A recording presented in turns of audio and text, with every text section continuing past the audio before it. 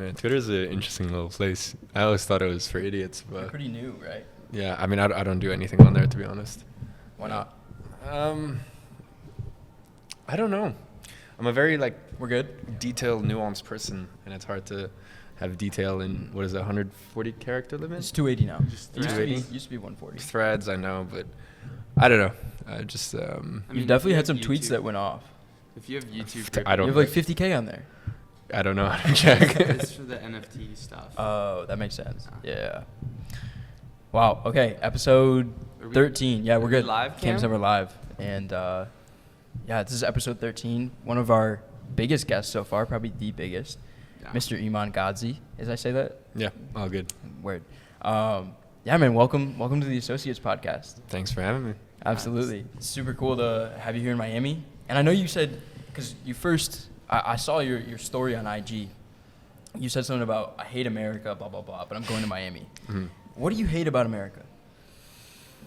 I think it probably starts with the government, a great disdain for the government. But then again, Super with you. that probably started when I was like 8 or 9 years old, and I saw what happened on a certain day in September. And even at the age of 8 or 9 years old, I definitely was not in agreement that it was some certain hillbillies in Afghanistan. So maybe I was, maybe that was my my entryway into not being the biggest fan of America. Is it governments in general or just America and like how Look, America is run and the government here? It's governments in general I have a disdain for, but I think the American government and the American people to be stupid enough to, like, the thing is, you guys actually believe in democracy, right? So, Well, me personally, no. yeah, I mean, obviously you personally, I understand you don't, Yeah. but as a whole, your country does. Unfortunately. Unfortunately. So I don't know. Maybe it's between that. It's between, I guess American people just aren't very cultured. You guys don't realize that, simple things in Europe, there's no, like, you're like, what? There's no AC? That's not a thing? And it's just, I don't know. I guess, look, I love your pride for your country, but I don't know. It's America, I maybe just personally rubs me the wrong way. Got you. Yeah. I like And- Miami, though. And I think I want to also start the podcast off on a certain note that we talked about a little bit before. Is you said that you always talk about the same thing. I started here. This is my childhood, agency, whatever. So we're gonna stay away from that. We're gonna try to stay unique, like we typically do on these episodes, and we're gonna try and push the boundaries a little bit more and kind of like toe the line. As long as we don't get the episode, taken down. Or I know my ways to circumvent Alright, it, so you're good. Speaking code. Yeah. So yeah, Logan, I think you had a couple things you wanted to start off with. I mean, yeah, I think it's just really cool. I remember seeing your stuff back when I first dropped out of college. So it's just like these episodes are starting to get very full circle. What's really interesting too is we just kind of like started this to get clips, and we were talking about this before, for our personal brands. We're just gonna get some clips together and whatever for our personal brands, and then we're like, all right, we'll invite some guests on. Then Soul Rock comes on, and now we have Iman sitting in front of us just randomly, which is super cool. It kind of there's something interesting about the fact that you start things just for fun and just for enjoyment, and they just happen to be successful because you enjoy them that much and you put the time and the effort in for it to happen. So Yeah, I mean, as I said, the only reason I came on your guys' podcast when I had 101 different requests is because I know you guys are plugged into the culture, as I said, and it's, I knew that I could come on this podcast and not have to spend 45 minutes explaining my life story for the for sure. 6th time. So Yeah, go check out his YouTube channel for that. Yeah, for the uninitiated, he's done a lot of great things, made a lot of money, been a really positive influence to a lot of people. And you can go watch 100 podcast episodes talking about how he got here, what that looks like, etc. But we want to stick to the more fun things like, maybe some disdain for America and governments. And that's actually one thing that, I remember the day I saw, you followed me on Twitter, and I was like, oh shit, really? That's dope. And I think I messaged you too. But then I was looking back through it a couple of days ago, knowing that we were going to interview you, and I think it was a really interesting thing to notice kind of the theme of some of your tweets. Most people, I think that quote unquote make it, right? You could probably not work again for a day in your life and be okay. Not that you will, but most people that get to that point, I feel like they kind of they just want to keep things status quo, and they don't want to rock the boat at all. But you seem very apt to like not give a fuck about that and just like speak your mind. And like, what can you talk a little bit about that? Like, what do you think fosters that willingness to kind of go against the grain, go against the system? And maybe is there a bigger plan there? Okay, so the reason I can't explain the exact reason why I am. I know definitely, some of my employees, definitely my mother sometimes is like, why don't you just, it's not worth it. It's not worth fighting this fight. And I guess for me, being in a unique position where you make money very early on, I don't get the same enjoyment, or I can't fight for the same thing that other people want. For me, it's not all about money. If I will not be proud of myself, and that was a big portion of looking back at 2020 and 2021 when the whole shutdown stuff happened, and the jib jab stuff happened, and all that stuff. All my friends were like, dude, you've just lost your blue tick. I got it back. I lost again because of that. That was recent, right? Yeah. And that was like, each time was like, 6 hours after I posted, a very long, detailed brief about it. And, especially I remember because I started talking about it heavily in July of 2020. And I remember back then, people were still pulling my grandma died, gaslighting mechanism on you. Obviously not mentioning that, their grandmother was 84 years old, severely obese, and, been smoking for the past 25 years and, failed to mention that, but, wanted to gaslight you for something that had the same death rate as the flu, but whatever, it is what it is. So I can't tell you what's in me, where, as I said, I was 9 years old and I look at certain things, certain parts of history, and I'm like, that doesn't quite make sense to me. I think it's just because from a young age, I've had a difficult upbringing with me and my mom, so I'm also an only child. So I guess I just always question authority.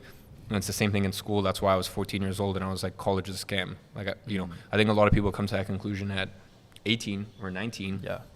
They don't come to that conclusion at 14 because they're so scared to be ostracized. Like, I was looking directly into my friend's parents' eyes and I'm like, you realize college is going to do absolutely nothing for your kid. You just want your kid to be a carbon copy of you. You just want them to have a law degree because you feel as though that's going to make you feel important at parent-teacher conference.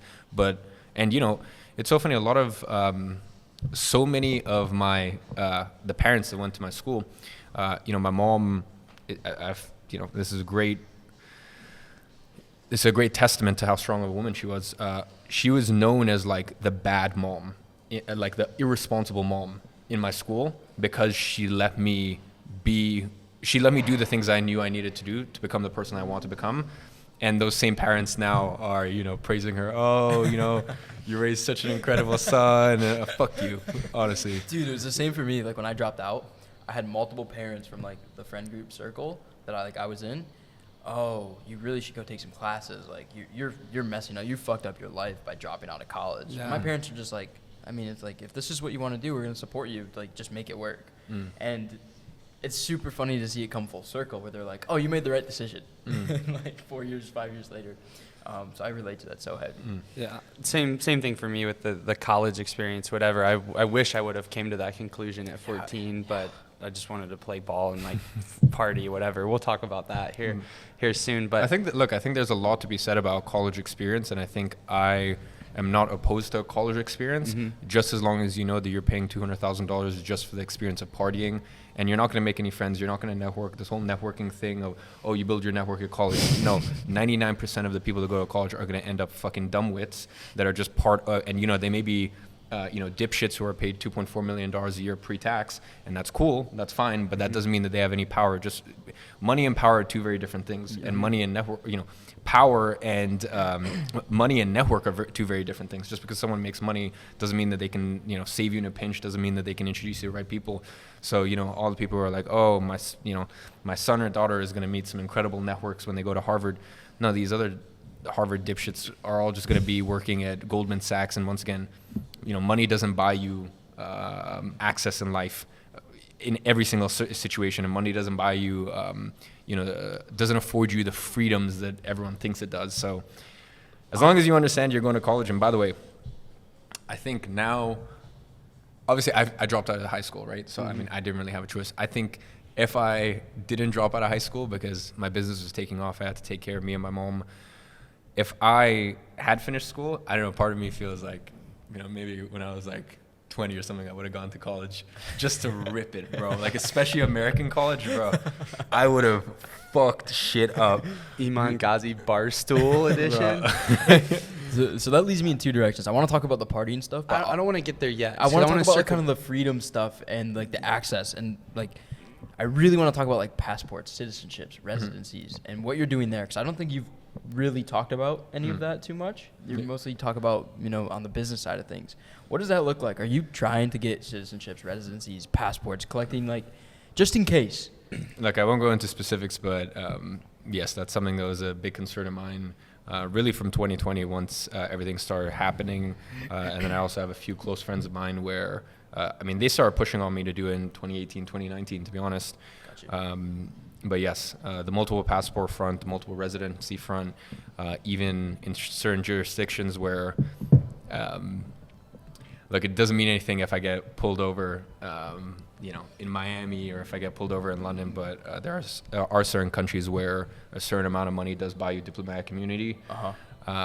As I said, it only relates to that part of the world and is only applicable in that part of the world. But yeah, I think if you have the money, look, you can buy a St. Kitts passport for $150K. You can buy, look, there's ones that are more difficult. For example, like Maltese ones, you're going to need $1 million plus. But once again, like, it's, you get to a certain amount of money where, like, well, I don't know, what's your freedom. You're buying freedom. Yeah, and plus it's just fun. Like, you know, like, it's fun anytime you go anywhere. The fact that you can have multiple passports, and within those multiple passports, you have multiple residencies, and you can chop and change. And there's so many different avenues and sectors you can go.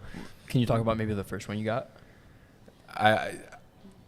I'd rather not talk about the specific ones, but the point is I can list off some countries. For example, St. Kitts is a very, very good one to have, which I may or may not have. And there's a few other ones which are... And so I want to know, like, with this angle, because before I ever made $1, really, like, I kind of shared some of these similar beliefs. Like, I kind of gone down the rabbit hole and thought a different way. And then, like, for me, I think that followed me getting into health and like overcoming my autoimmune issues and like researching that. And then I went down the rabbit hole, and then I was like, fuck, the world's screwed. I need to start making money. And I arrived at that conclusion kind of last.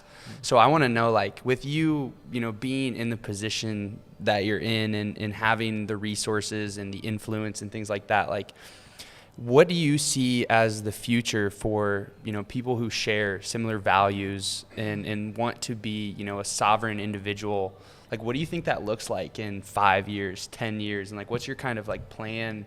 Because I feel like people like you, or, you know, maybe like us in a couple more years of working and things like that, like, it's really those kinds of people who need to lead the charge against, you know, all the bullshit, basically. So I would really love to hear kind of what that looks like for you and what your thoughts are.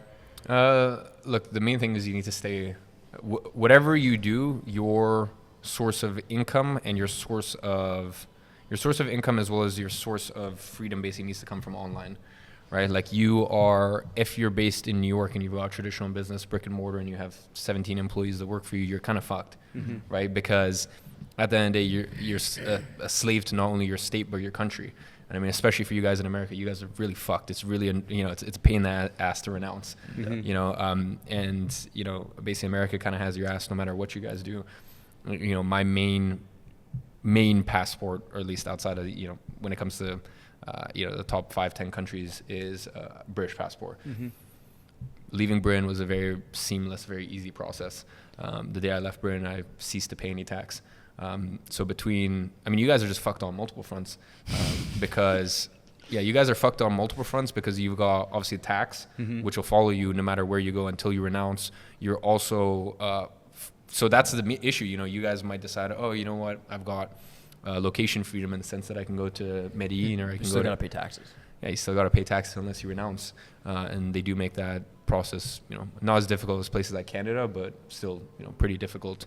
And then you're also fucked in terms of the sense, like, so taxes is already, like, because here's one thing you need to remember: it's until you get to, and I was slowly starting to get to that level once I left the UK, but for example, when I return to UK, it's not like I'm ever going to need to pay tax ever again in my life. Mm-hmm. I could return back to UK in a couple years and that's it. I never pay tax again. And the tax code and tax laws and I don't even need to do any offshore bullshit. The tax code is written in a way that it's actually relatively easy. But the thing is, you guys are at such a disadvantage. I mean, people are at such a disadvantage if they're watching this and their work and their source of income is dependent on a specific city or a specific country. Yeah. You're fucked. First of all, because you're dependent on that place. And second, anything you make, you keep half, right? Once you guys get to, I mean, for you boys, you make something and then to get it net in your bank account, let's say you boys want to, buy a nice, let's say you boys wanted to buy a nice watch, or you boys wanted to buy, a nice car or something like that. Let's say what do you guys want to get Cullinan? All right, cool. You're gonna take out the money. Well, first of all, whatever the car is gonna cost you, you're gonna spend twice as much on that. You're gonna give half to the government. So you're already at a massive disadvantage. Yep. I'm in Dubai. Most people don't realize it's a full zero tax, and they're like, no, I don't get it. But what's the No, there's no stipulation. It is 0% corporate, 0% dividend, and 0% income. So the best part is I can go to Dubai, I can clean 50 million, be left with 50 million, and I can return back to UK with 50 million to 100 million, whatever the number is, in the next 5 years. And I can return back to UK and then never pay tax on that ever again. And in this internet game, you can build the same business from Dubai as we can build here, but we're getting taxed and you're not. So you're automatically have an advantage of you can grow faster because you're not paying taxes. So much additional velocity. Exactly. Yep, pretty much. And then when you take that and you put that into the context of investing as well. Like I will say the U.S. tax code is very, very good for investors. For example, the UK, it's not as good for investors, especially for landlords in the UK is dog shit. The rules and regulations for landlords in the UK compared to the States. You guys are very sort of real estate friendly here. But yeah, I mean, you guys, look, everyone's at a disadvantage at some point until you finally you find a way to escape that. Obviously, you boys are doing very well because you guys can go to, as I said, you guys can go to Midi, you can go to Cyprus, you can go to wherever you want, and you guys can still run your business remotely from there. So that means that if there's ever a case where Miami does, and I mean, what was the state in the U.S. that passed the new purge laws? Do you know what I'm talking about? I'm not sure. I do know what you're talking about. It's like middle America. I think it's up north a little bit. I try to stay might be around Michigan-ish. Yeah, I think it might be Michigan. I don't really look. The point is, if things go south here, and I think that's about to happen. We'll see to what extent, but that's about to happen in Europe. Because they've been talking for the past couple of years. They've been talking about a dark winter, and at first I thought that was in relation to the jib jab, because I thought it would lead to. I mean, obviously it's led to a lot of deaths, but not the extent that I thought it would have. When they said a dark winter, they meant literally, because now Germany's in a situation where, gas prices and electricity prices are 6 to 7 times what they used to be a year ago. So now people are forced to make a decision: do I keep the electricity on or do I keep the gas on? So they meant a literal fucking dark winter. It's about to get bad, and you pair that with the fact that civil unrest from the wealth gap, which has just even grown further in the last 2-3 years, really bad. It's a scary situation. So you guys, of course, are at an advantage, which is if things go south, which in the U.S. I don't know if they'll go south necessarily. I think Europe is the one that I'm far more concerned about. But if that happens, you guys can pack your shit and leave. And so I do think Miami's good. But continue. I think Miami will be fine. Just because for right now. For right now, I think Miami has a little bit of a cushion around it, but I'm really curious. So you think everything just because I could to be honest, I have my family, whatever, but I would not really have a problem renouncing in a year or two or something like that. If it got bad enough, I would. I would have no problem doing that. I don't really care either way. But do you think that the answer is then just everybody just kind of becomes a relative elite financially, and the people that can do that do it and become a ghost, and that's just it? That's your. I mean, that's nothing wrong or right or wrong with that. I'm just clarifying. It depends what you want, honestly. The thing is, I grew up in UK. I grew up in London, but I never felt British. Yeah. So for me, I had no issue leaving. Whereas I understand for you guys, and I roast America, but then you guys love your country, and I do think there's something very admirable about that. I would correct you on one part. Is like I love the idea of what it used to be, but like what it is now is ridiculous.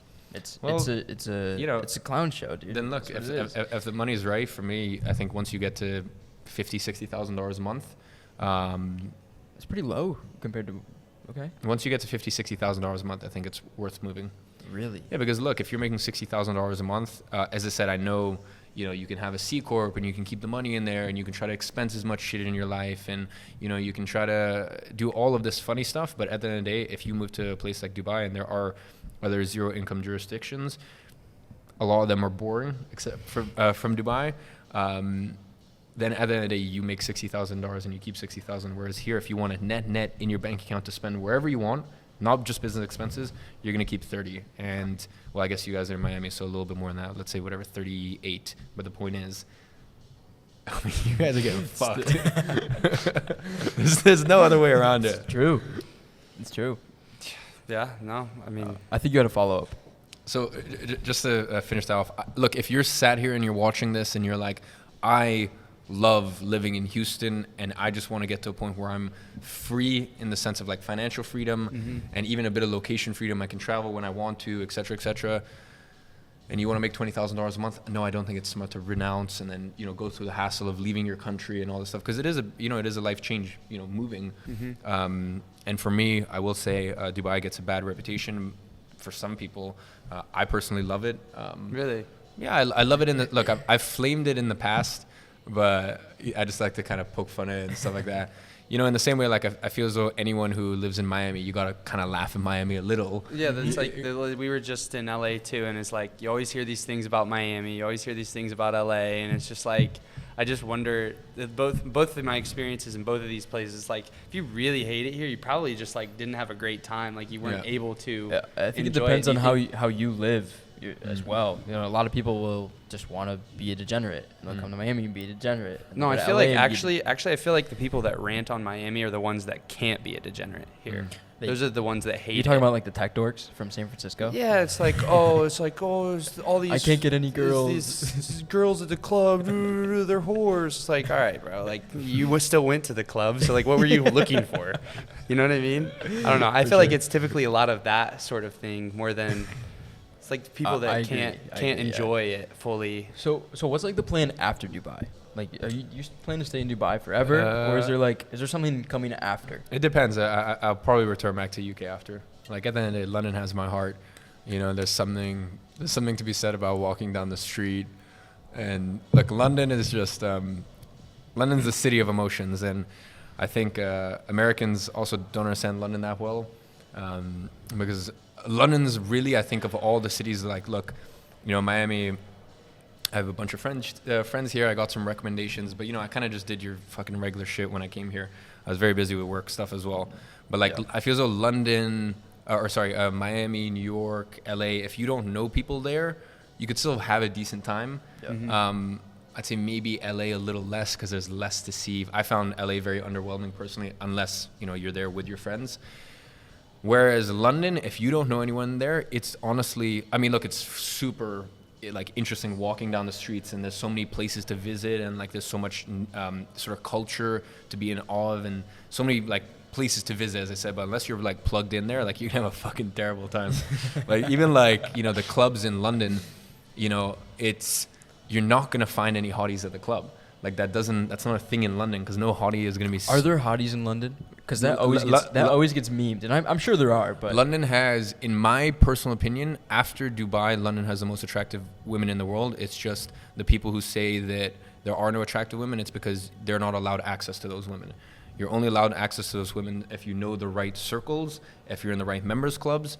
Like, because no girl's gonna fucking go to the club in London. Like, and if she is, like, she's either 18, 19, and she's just kind of getting into the scene, or she's not it. That's all I can say, right? And by the way, like I go clubbing all the time. Well, that's something I wanted to talk to you about. Not all the time, but I go clubbing, maybe 5-6 times a year. I don't go clubbing in Dubai. Okay, so that's not all the time. You know, like To me, all the time is like 5-6 times a week. Okay, yeah, I like I don't know, maybe like 5-6 times. But when I go to a club, it's also intention because you know, for example, like those guys, you know, who come to Miami and are like, oh, Miami, you know, Miami shit and all this stuff. It's because you know they go to a club.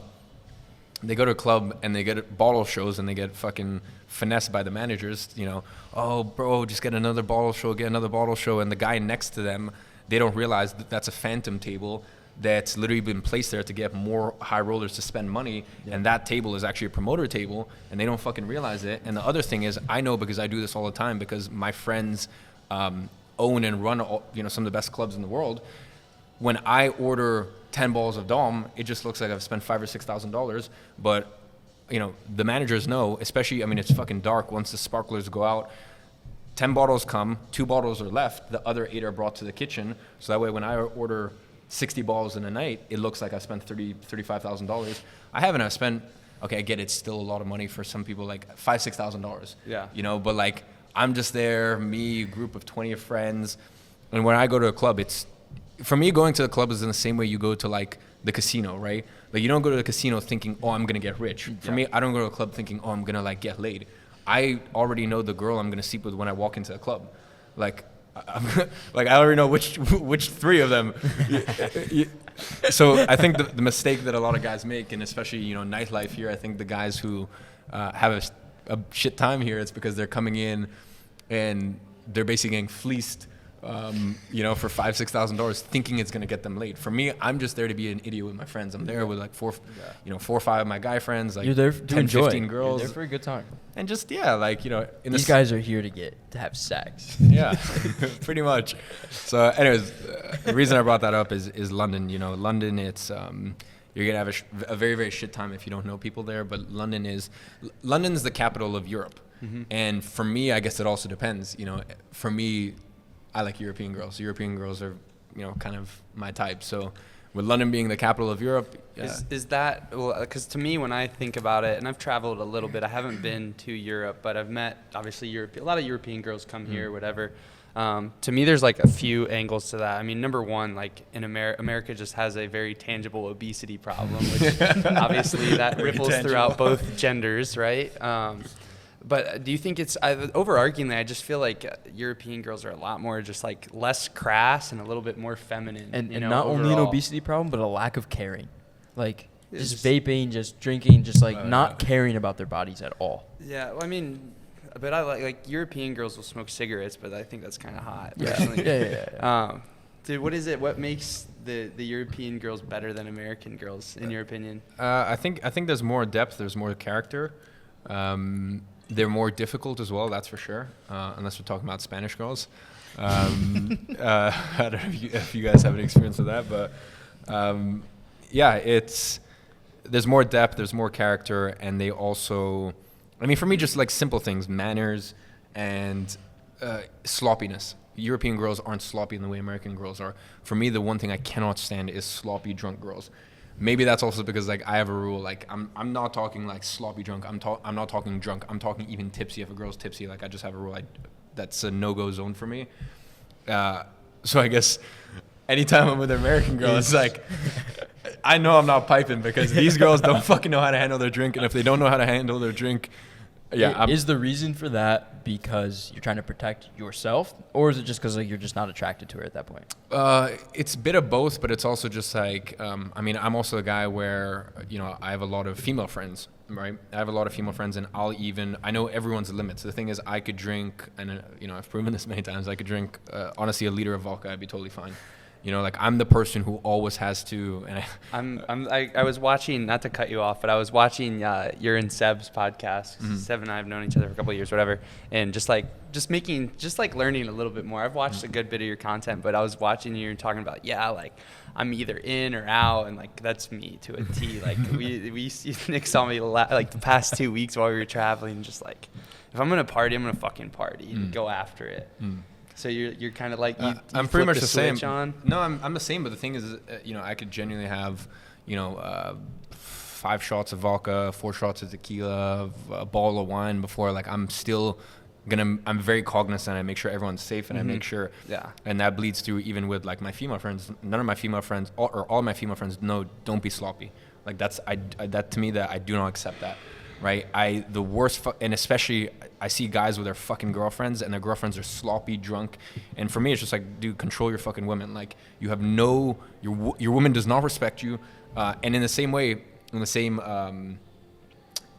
in that same lane of thinking, for me, if I'm with a girl, any girl I'm with, even if it's just for that specific night, she's a representation of me. And for me, I don't know. I just have, I'm not very tolerant of sloppiness. And the other thing I will say is I think I'm more, I don't look, very fondly on girls that are sloppy drunk. But the other thing is, when I am taking care of them, I just make sure it doesn't even get to that point. You know, it's like, for me, it's, and I think it's a little different as well if it's a girl you're dating, like actively dating, you know, then it can be more fun, especially in a safe environment, like, you know, to get a little tipsy, get a little drunk. But yeah, definitely on nights out, like, fuck, man, American girls just don't know how to handle their fucking liquor, I swear. And even if they're not tipsy or sloppy, they have to hear about like fucking Kardashians or God knows what. Snapchat filters. Oh man. Oh my god. Yeah, I wish they're freaking out because they haven't fucking done their snap streak with one of their friends.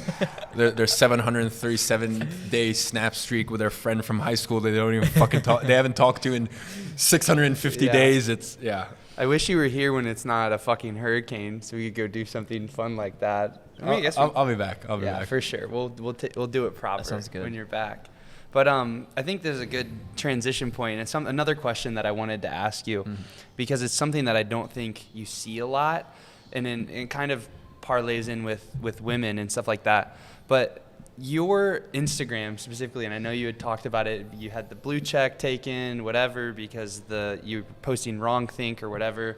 But like your Instagram to me is, I wanted to ask if there was an intention behind the curation of, obviously there is intention, but like I've never seen someone that like has as much of, I mean, obviously you've made a lot of money and people can all go look at that if they are not aware of it, but like you've made a ton of money and you have people coming to you for like 3 different businesses inbound off of it, but it's still like an Instagram that like you could go out and like get a girl's IG and swoop with. And I wanted to know if there was intention behind like doing all that, or how you were able to sort of balance it all so well. And is there a reason that you don't put reels up and you have those on a separate, Instagram? Yeah. Okay. So first of all, you're very cognizant and you're a very intelligent guy to pick up on that.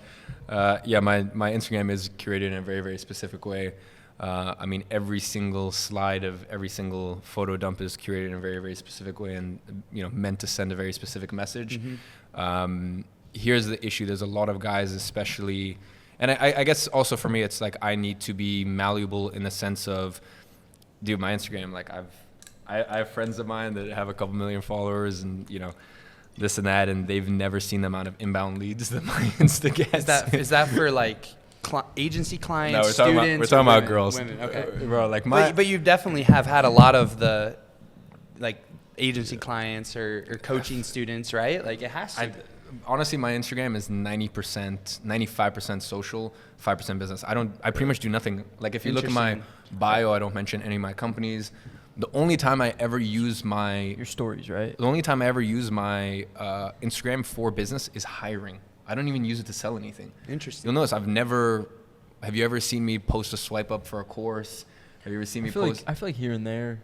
Never. Really? Not. I feel like you mentioned things. I had a little event back in July. I mentioned it for that, but apart from that, I don't have any links to anything in my bio. I don't have any. The only time I ever linked anything is when I want a hiring, or sometimes if a podcast goes up and I want to send a bit of traffic to it. Sometimes I'll do that. So when you say inbound leads, you're talking about women. Yes, correct. Is that where you meet most of your girls? It depends. I mean, look, the thing is, if let's say I'm coming to Miami. Yep. Look, if I'm coming to Miami, of course I'm gonna plan a little ahead of time, right? Like it'd be stupid to land in Miami and then you need somebody to pick you up from the airport. And then it'd be stupid to land in Miami and then scramble. So Look, I won't reveal the full specifics, but there are systems in place. And yes, I get a CRM? lot. Look, we can talk about things off camera, but look, it depends what city. In London, the one thing I will say is I think maybe the last time I slid into a girl's DM was 3 years ago. Yeah. I maybe slid into three girls' DMs in my life. I'm just really bad at it. Like I'm just. Because I'm just really bad at responding. Like I'm the person that takes 3-4 weeks to respond, and that's just me in general. So to then like outreach to girls, like I'm just it's not my strong suit. So yeah, my Instagram is curated in a way, and the thing is, I mean I don't know how girls or guys even in Miami might perceive my Instagram, but the thing is I need to be malleable in the sense that when I meet my business partner at my software company, Pierre, when I meet his friends and his associates and his friends who are worth hundreds of millions and a couple of billionaires, I need to be malleable in the sense that I can't look like a fucking tool, right? But in the same way, I still need to be attractive to women. In the same way, I still need to be like in London. It's a lot more European, which means like a lot more. There's things in London that I would never, or things in London that I would never wear. Like even like jewelry like this in London, I would fucking never wear jewelry like that. So my Instagram needs to be very malleable. And the other thing is my Instagram, I don't know, I just want it to be, I don't know, if I'm posting like reels and this and that and, just, look, I'll give you a perfect example. Like you'll never ever see me take a video walking onto a jet. Because when you take a video walking onto a jet, it shows that you're not a person who's used to like fucking flying private, right? So the only time that you would ever see a photo or see any inkling of a jet is like if it's a candid photo my friend's taken. My friends always know I will never pose for a photo ever. Any photo that ends up on my Instagram, I've never posed for. My friends just know, and you have to train your friends, look, just take photos of me candid. So those are your friends, that's not a camera person? I mean, look, I've got three. My content team is very, very big, but I'm also the type of person I like to live my life. And I will say that's to my detriment sometimes because, fuck, man, like I do things and sometimes I forget it's not normal. Like the other day I just, I landed and, whatever, I wanted to do a bit of shopping. I spent like $110,000. It was like a Thursday. And like, for me, that's like, I don't realize that like maybe people want to see those parts of my life, especially because, obviously we haven't talked about my backstory, but what's interesting about me is you can look back to 2015 and you can see videos of me in 2015 and you can see a video of me in 2016 being like, because in the UK under the age of 16, there's something called an Oyster card.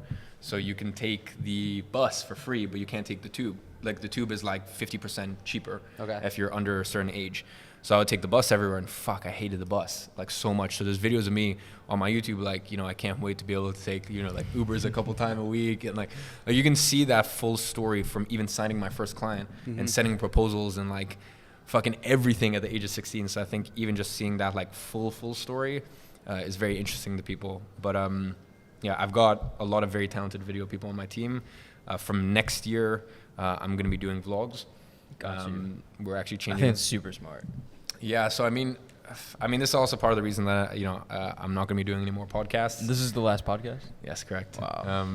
Very special podcast. Yeah, there's quite a few that are trying to get me on, but it's, I don't know. I was kind of explaining like I need to live another 2 more years of life. At a certain point, because I didn't do podcasts for 2 years, and when I came back, it was like, I went from a person who made a couple million a year to a person who's making 10 million a year. Like I can tell an interesting story, and especially a big part of my life starting my software company around that time, and really scaling it up. Like I felt like I had a lot of, and then all the C19 stuff that happened, and just like this is stuff, a lot of the conspiracy stuff I didn't really talk about too much before because I didn't have a sort of the place or the platform to talk about it. So I don't know, I just feel like I need to live another 2 more years, and yeah, basically what we're doing is next year we're gonna hit 1 million subs. Either 1 million, 1.5 million, which we should do in the next 4 months or so. Okay. And yeah, and then from there, we're basically gonna do vlogs.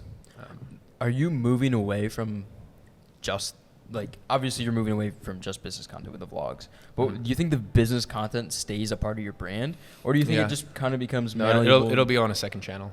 Yeah, it'll be Interesting. on a separate channel because look, I do love talking about the business stuff. Yeah. But as well, I think there's so many insights and aspects to my life. And here's the other thing. I just think people are getting bored. You know, I think people are the sit down talking head video. The thing is, you know, one of my friends was telling me the other day, he was like, dude, you're killing it. Like 120,000 subs a month on YouTube, fucking 90 million views on TikTok last month from the redistribution team, like blah, blah. And I'm like, bro, it doesn't matter. Like none of that shit is important. I've seen it time and time again where people get to this position. It's not about getting to this position. It's about staying in this position. And I told him, don't give me my flowers for fucking getting here, because many people have done it. It's like, can I stay here? And the reason that I'm doing the vlogs, Super G. you know, the reason that I'm doing the vlogs is because I understand at a certain point, like, you know, at a certain point, like how many fucking times are people going to sit down and listen to me talking about, you know, side hustles and this and that. And the other thing is, if you're a subscriber of mine exclusively on YouTube, I think you probably think, I try to sneak things in, you know, I'll sneak in, you know, certain conspiracy stuff or, you know, like stuff that's a little bit, what's it called? Based. Yeah. You know, I'll sneak stuff like that in. But apart from that, dude, my YouTube's just fucking, you know, it's very vanilla. Like my Instagram is really where you get a sense for my personality. So this is, and maybe I'm wrong, but this is more of a play to go a little bit mainstream. Maybe mainstream in a sense, but just grow the audience, right? Because that's the other thing. It's like I want to grow audience, but I don't want to grow an audience just for the sake of it. You know, you don't want to be a TikTok felt dancer. like at any point making some of the, you know, because you have to kind of play the game at some point to grow. You know, with YouTube, maybe it's like, you know, these business models, like just stuff every single video I'm making at the moment, I do not want to make. That title is not the title that I want it to be. I'm making it because I want to get to 1 million to 1.2 million subs as quick as humanly possible, so that way I can transition to vlogs. So we're gonna do 2 vlogs a month, because the other thing is, I look at the way that things go, right? You looked at, like, for example, in early 2000s, everyone wanted to be a jacked big bodybuilder until Kino Body came around and was like, no, like girls don't want this, like, and which is the big reason why most guys go to the gym. You know, they want to get more girls, and you know, you got Keto Body coming in and being like, actually no, they want this sort of physique. So like things swing, and you know, the market changes, and I just think the market, you know, when Graham Stephan started doing this stuff in 2018, people want that sit down stuff. I think now it's going, and remember, like in, 2013, 14, 15, 16, like vlogs were like killing it. Like everyone loved vlogs. The reason I don't do vlogs is because you can't grow with vlogs. But if I can get to 1.2, 1.5 million subs, and I can do vlogs, and I don't really have to care about growth, and then I can also have my second channel, and my second channel is where I still upload some of the business stuff, and you know, some Q&As, and you know, Shorts. Shorts. I have, you know, separate channels. I've got 22 channels at the moment that my team runs. Basically, not pushing enough product, Nick. Basically, I saw what Tate did, and I was like, this is genius. I just don't want to have to use affiliates, because the issue with affiliates, you know, as I said, what Tate did, I mean, he was just fucking genius. He killed it. Absolutely. But as I said, the thing with affiliates is they're all incentivized to post the thing that makes you look Crazy. Makes it the thing that sparks the most controversy and rage and all this stuff. And the issue is, you know, for example, even Tate, there's a certain point where he wanted to sort of rejig his brand, right? Like there's certain things that I think he probably felt comfortable, because he came onto my radar in March, and I had all my friends fucking sending me like podcasts and stuff like that. Did you know who he was before that? No, before that I had Interesting. Well, I only realized when I first moved to Dubai in September, I had a bunch of his War Room guys, very nice guys, come up to me like, or no, actually this is September when I first moved to Dubai, and they told me, they were like in the War Room or something. I was like, what the fuck is that? Right? They were like, you should join. And I'm like, you know, they spoke very highly of it, but I only realized later that was, the link was there. But yeah, he kind of came into my radar, I think it was March or February or something like that. But what I noticed is, I think, obviously since then I've seen a lot of his stuff. I think what I noticed was, a lot of the old things that he felt comfortable saying, he doesn't feel comfortable saying anymore. And the issue is when you've got affiliates and you've got old clips from 4 years ago. Some of those old clips are crazy.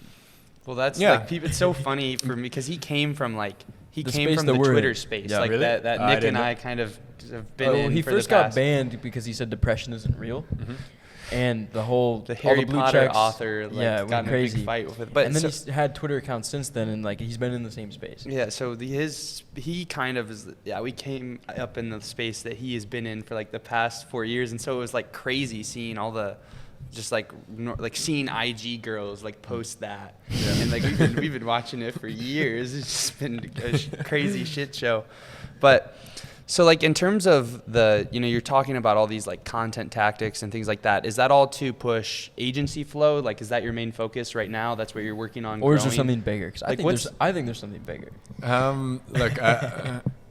Look, obviously, there's plans in 5-10 years. I won't get into that because the thing is, look, plans are also very malleable. Mm-hmm. People ask me, where do you see yourself in 20 or 10 years? I know what principles I want to embody, and I try to live those. And I'm not perfect. I've definitely got a long way to go, but those are the only facts I know. The only thing I know is in 2040, you won't see me voting for Biden Jr., whoever the hell is, like I know there's certain principles that I will not change, but what I'm doing in the year 2040, I mean, fuck knows, right? And I think I'd be lying if I told you that I did. In 5 years, I definitely have plans, and we'll see how things go.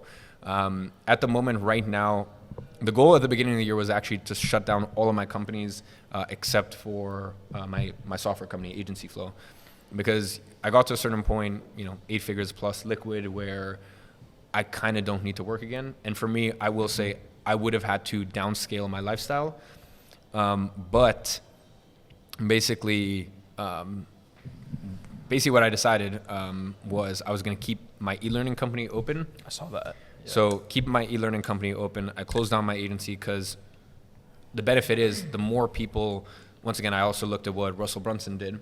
And, he's a fucking absolute genius. They went from zero, all self-funded, zero to an offer for $1 billion in 6 years, which is just, it's wild. Ridiculous. So I looked at what he did, and basically the thing that he did, which is super smart, is rather than taking on investor money and having to go in the hole to get a trial for ClickFunnels, instead what he does is he sells his free plus shipping offer, his this, that, right? And he makes your dream life is attached to building funnels, which is a fucking ridiculous concept when you think about it. But he's convinced people so much. And it's not... You're one funnel away. It's not incorrect in a sense, right? Mm-hmm. Because the thing is, what he's helping people really do is start their business or kick off their business or take their knowledge or experience or, this product idea and turn it into a funnel, which obviously in turn has all these fucking loyal fans for ClickFunnels.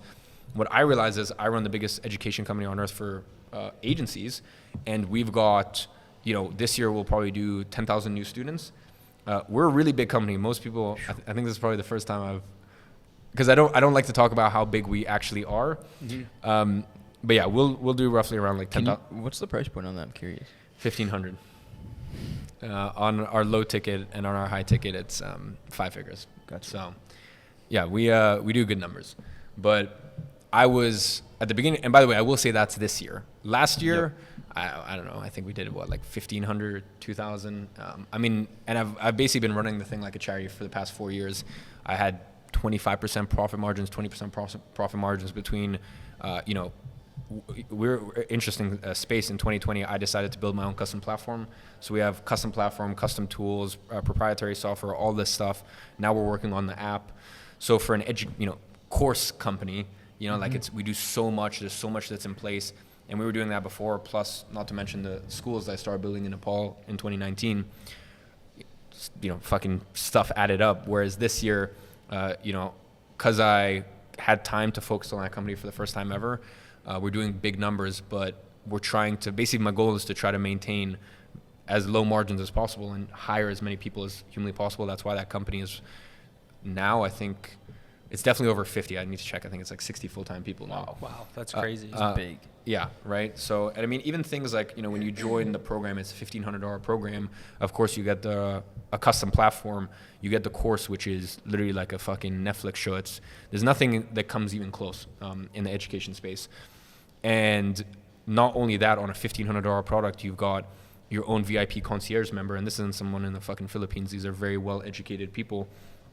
Very well spoken in affluent countries, and you're basically assigned one on, and you have a call with them on day 1, day 30, day 60, day 90, month 6, and month 12. So on a $1,500 program. The LTV's got to be crazy on this. What do you mean? The upsells and whatever. There's no upsells. The 5-figure package After the 1,500. No, but the 5-figure we only let in 20 a month, and that's like so it's. Yeah, I mean, it's the goal. The goal of that is not for upsells. The whole goal of that and the whole point of that the software is to feed the software. Gotcha. So they have quotas for the software, and also, I can get people signing up to the software, but I can't get people staying at the software if they're not doing well with their agency. For sure. So I need them getting at least a few clients. I mean, look, if they get one client, the software is $95 a month. If you get one client, it's $1,500, $2,000 a month, whatever. You're paying for the software many times over. But the whole point I realized is like, look, can we drive Great Agency, the education company, and can I reinvest as much as humanly possible to make sure their results are, I mean, we've got 8 coaching calls a week, a week, and these coaches aren't fucking cheap, right? And so I'm pouring as much money into that as possible, knowing that I'm not super concerned about the margins there, but from that, we're going to get as many agency flow customers as humanly possible. At the current standing, with the amount of new extra MRR we're adding and the new customers, I'm adding an extra $3 million a month to the value of agency flow.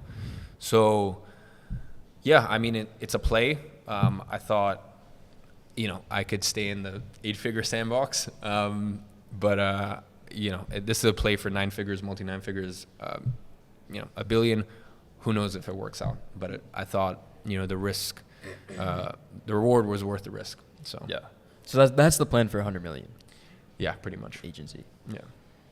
Software company. It's really interesting because we're getting into like this space now where we're starting to think about some of these aspects of it. Like me recently, like my business partner split from my agency, and I'm gonna shut the agency down after another 6 months. Just kind of like really just finish up with a couple things. The other thing I'll say with the agency is I said this even when I was running an agency shouldn't be a destination. It's a stepping stone. It's a stepping stone, exactly. Bro, running an agency for 7 years. I ran one for 6 years. Bro, dude. To run it for and I kind of reached my limits there, but like the whole point of an agency is basically, because the thing with the agency is it provides more cash flow than anyone else. Yes. And, some people will look at it, because I've had people as well be like, oh, why do you recommend agency, but you have an e-learning company? And I'm like, name one person, and you won't be able to. Name one person who, in 2018, I had a education company. I still have one now in 2022. No one does anymore. No one from 2018 still runs one. What? I mean, unless we're talking about fucking Tony Robbins or something. Yeah. Because and I've seen it time and time again, because it's a really, really, really, really difficult business. We're the only company I know that has grown at least 20% year on year, because it's really hard to find new customers and stay relevant. And get results. A lot of people don't put in the work. And get results. I mean, getting results, I think, isn't as difficult, because, I mean, if you put in the right systems in place, and you have the right support systems and stuff like that, it's not so much that. Getting results for our students, we haven't found to be too difficult. I do say that because I think a lot of the guys in the space went in for a cash grab back in 2018, and then they got out. Yeah, pretty much. And it's a very depressing thing when each year your revenue goes down lower and lower. Like, it's at a certain point, it has to gnaw away at you. So, when I was saying in 2019, I was telling people, don't get into the education industry unless you really, really have like a genuine burning passion for it, because it is a very, very difficult model to stay relevant. Because the thing is, every year there's a new dickhead who comes around and is like, I'm going to take the exact same thing, but I'm going to call it the da-da-da method, which is the exact same fucking thing that's been around forever, but it's just the method, right? And people are like freak out, and they're like, oh, he knows something we don't, and and it's always the same shit. And I guess just in the world of business, it's usually not much actually changes. So yeah, no, it's really interesting to hear your perspective of like multi 8 figures and what the plan is in the playbook. Just to hear that perspective is really, really unique and different. You don't hear it a lot. I think there's maybe we talk about it, but like not a lot of people that we talk to outside of our circle. But we're also not multi 8 figures, so it's like, how relevant is it? Right, you know sure. It's like kind of just pontillating. But also, look, I think between sort of career earnings, I've gone to 30-ish million. I can tell you how to get there. I can't tell you how to fucking sell your software company successfully. So like, let's also put like let's put a fucking bookmark in it, because I could in 4 years when It'll be dope to watch this when you sell it. But who knows? Maybe I sell it, maybe I don't. Maybe another competitor comes in and realizes what I'm doing, and they emulate the exact same formula because they don't run their mouth in the same way that I do.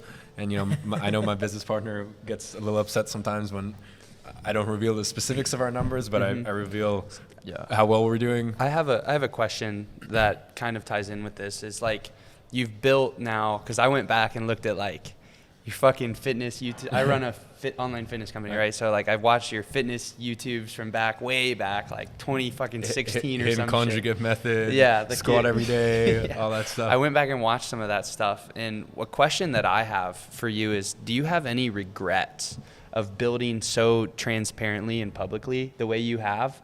Like, has there been any downside at all? Because we do content stuff and we talk about it all the time. Like, is there any piece of just putting it all out there that you kind of like regret? You clearly don't give a fuck. Yeah. But a lot of people struggle with that, I guess it depends what business you're in. Definitely, I think probably the only one is the software company.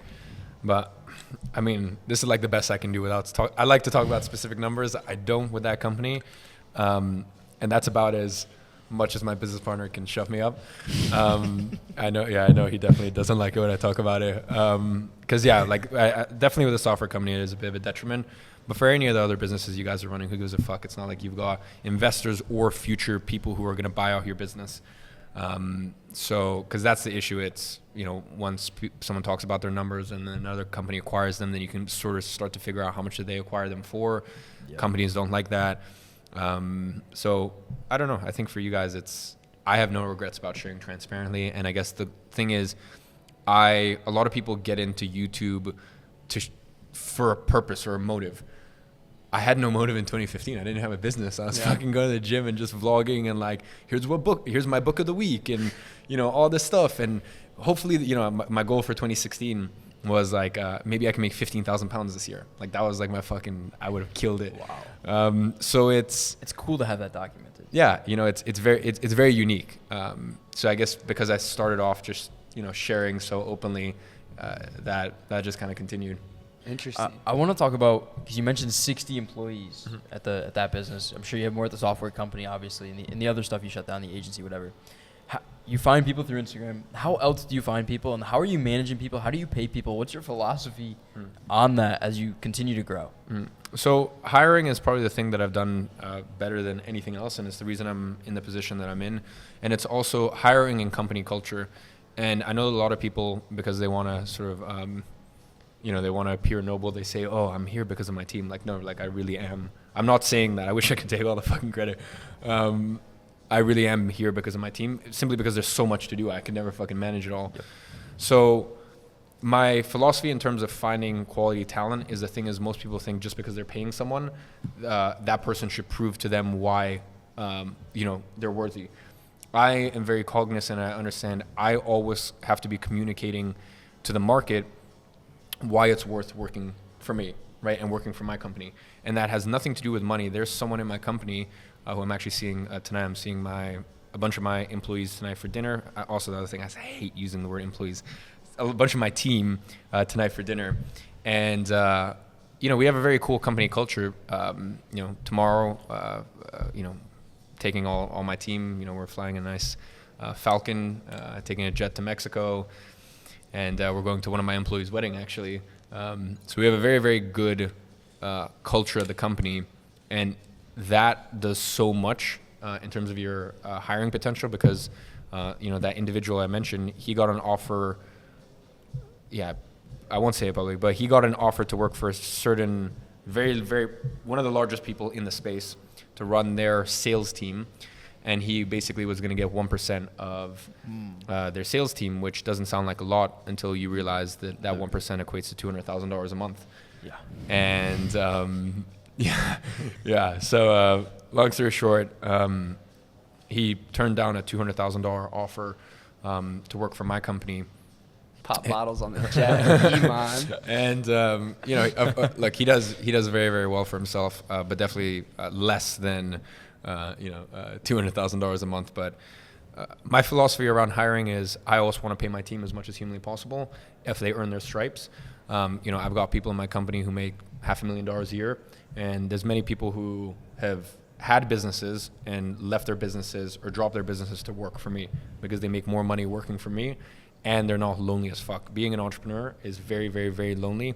And if I didn't have my team, I honestly would have retired by this point. Interesting. Yeah, it's very depressing just to make money and have no one to really experience it with. And of course, you can have your mom or your girlfriend or your friends, but really does like your girlfriend fucking understand what it's like to make money? Like really understand what it took to accomplish what, like the only people who understand are the people in your company, the people side by side who know all the struggle and pain it went to get there. So the other thing is, and it's very funny. I had, sometimes I'll hire for certain positions, right? Like for example, my content redistributors, and we pay them $1,500 a month full time. They're full time at the company. And I specifically say whenever I hire for those roles, do not apply if you're in the US, UK, Canada, I specifically say if you are in Serbia, Romania, $800 a month is the average salary. If you're in South Africa, $600 a month is the average salary. If you're in Brazil, if you're in Togo, I don't give a shit. $60 a month is the average salary there. Because I actually have someone who works for me from Togo.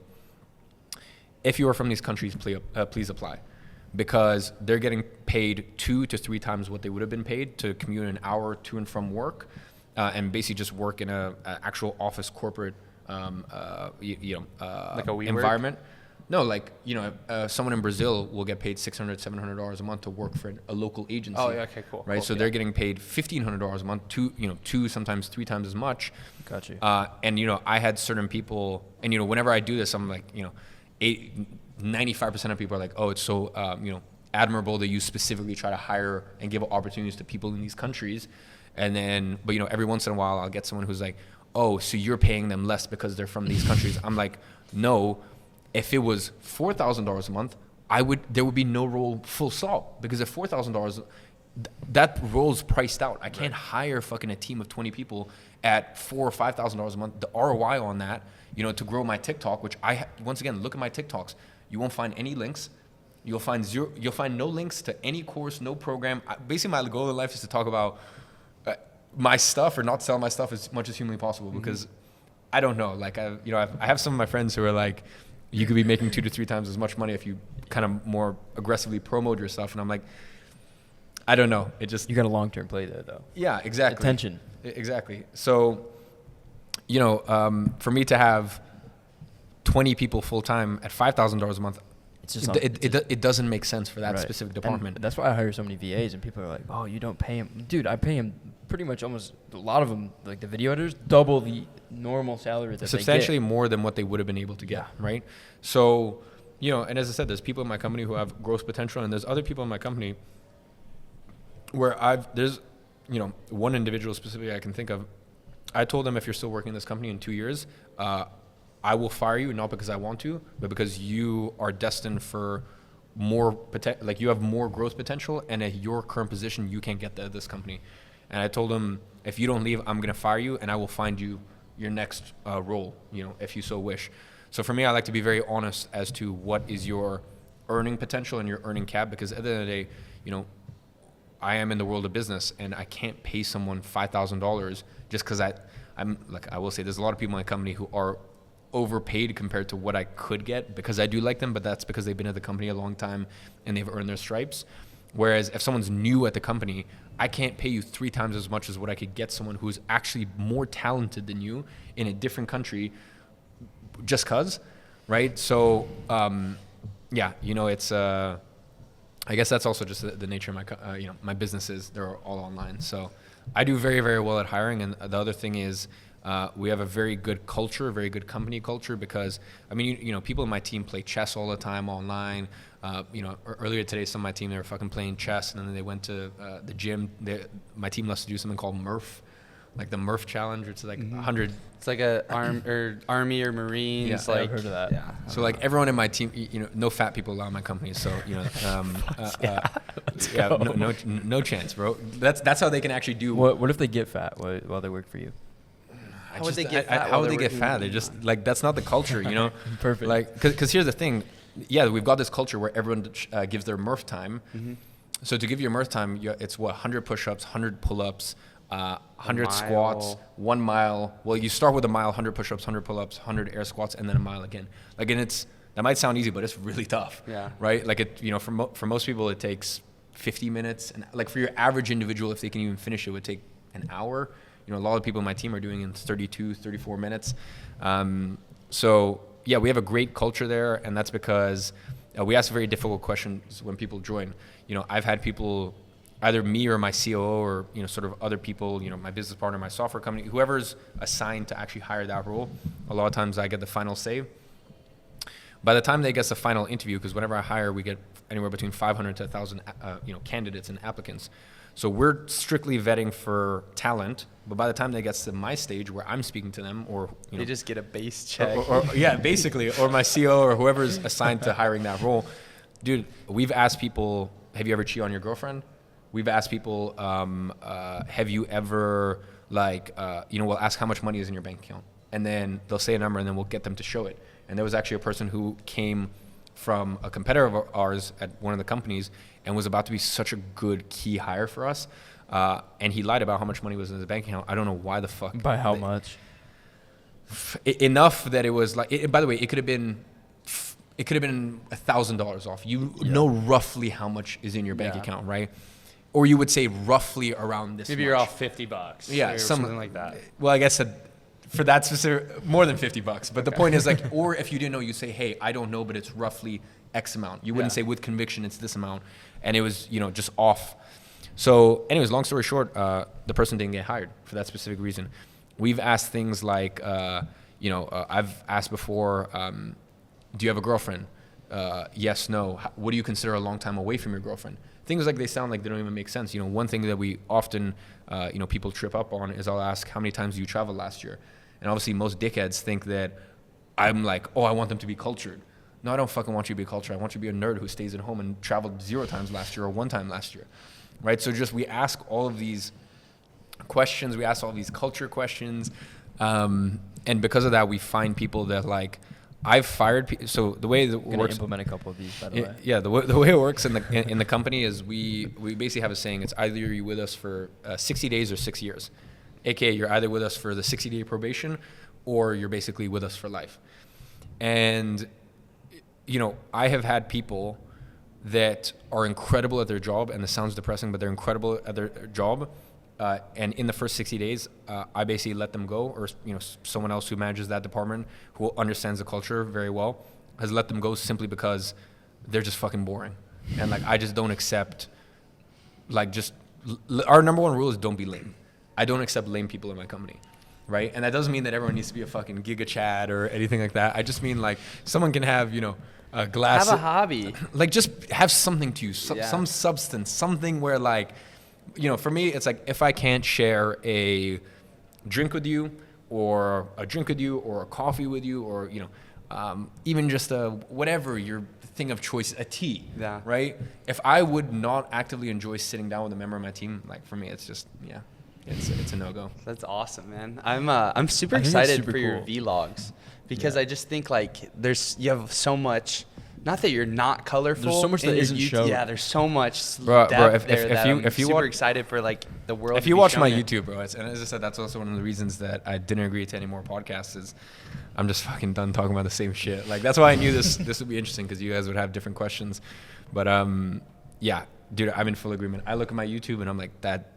If I saw my YouTube, I'd be like, this dude's a fucking just nerd.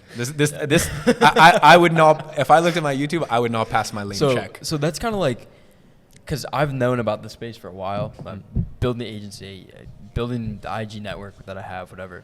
And I've always wanted to go and build the personal brand. And the easiest route is to go and just talk about business. But I've held myself back from it just because I just don't want to sit there and say, here's the 7 side hustles you need to make for 2022. That's certainly never been my MO. I just don't want to do that. And it's kind of like, I've kind of found this like middle ground that we're building in now that's like, I'm super happy with, but I 100% understand where you're coming from. Yep. That you're like, yeah, I would feel like a nerd just doing that. Here's your 7 side hustles. Like I would hate that. I think the vlogs is a really good Yeah, bro. term. It's boring as hell, but as I said, it's part of it just comes down to strategy. I don't you think know? it's boring though, because you're different. I will say, I think if you look at like, I even released a video like the 7 best purchases, and some of my purchases were go buy expensive clothes and go buy a watch. And like, I know that fucking a lot of these finance YouTubers are like crying inside. They're like, no, but that goes against everything that I've ever believed in and all this shit. So I will say, if you watch my videos, they're lame titles in my opinion. They have Easter eggs. But as you said, they've got Easter eggs where if you watch it, you're not going to get that perspective from anywhere else, because like, a lot of the guys that, say don't buy this, it's because they can't afford it, so. What's your favorite watch, by the way? I know you're into that. When you say favorite right now, like if I had to have one watch for the rest of my life. Yeah. If you could have one for the rest one of for the rest of my life, 5711R, which is a rose gold nautilus. Like for me, I feel very embarrassed. At this stage, like, look, I wear different watches on different occasions. In certain occasions, I'll wear, an RM. In certain occasions, there's certain, members clubs or certain circles that if I wear a Richard Mille, I'm the young. I could literally be the most humble person on earth, which I'm not, but I could be the most humble person on earth. And because especially in these circles, I have to move very humble. And because at the end of the day, like I am the young, I am the, they're my senior, right? So I have to show respect, especially, at least where I'm from in the world. No matter what, if someone's older than you, it's a sign, you have to show respect. Yeah. But I could be the most lovely person, but if I'm wearing, my 6702, $500,000 red Richard Mille, they're gonna think I'm a dick, right? Whereas if I wear, my Patek Celestial, which is like, a leather strap Patek Philippe, also $500,000, but they're like, it's a conversation starter. They instantly like me, right? And some people, might say, why are you changing what you wear depending on certain circles? To them, I say, well, quite clearly, you haven't been in the right circles, right? Yeah. You don't know how to navigate.